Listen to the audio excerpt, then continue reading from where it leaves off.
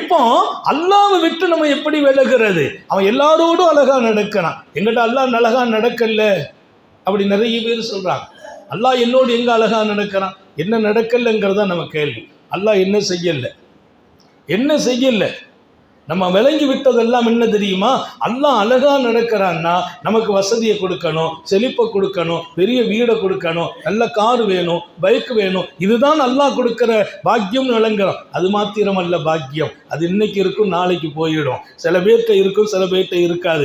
நேற்று ஏழைங்களை இன்னைக்கு பணக்காரங்கள் ஆக்குறான், இன்னைக்கு பணக்காரங்களை நாளை ஏழை ஆக்குறான். அது அல்லாஹ்வுடைய சுன்னத்து. அது மாற்றி மாற்றி அல்லாஹ் கொடுத்துக்கிட்டு இருப்பான். ஒன்றை விளங்குங்கள், அல்லாஹ் நம் மீது அவன் கொடுத்த உபகாரத்தை லா துஹ்ஸூஹா, நீங்கள் கணக்கிடவே முடியாது என்றான். காசு மட்டுமா?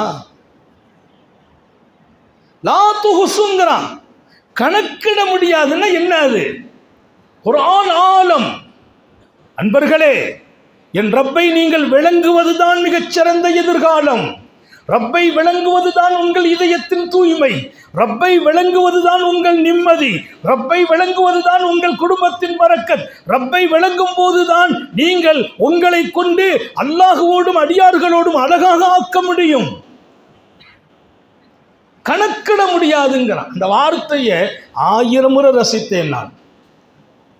நான் கொடுத்த அருளை, உனக்கு செய்த உபகாரத்தை நீ கணக்கிட முடியாது.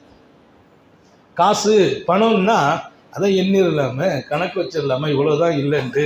கணக்கிட முடியாத உபகாரம்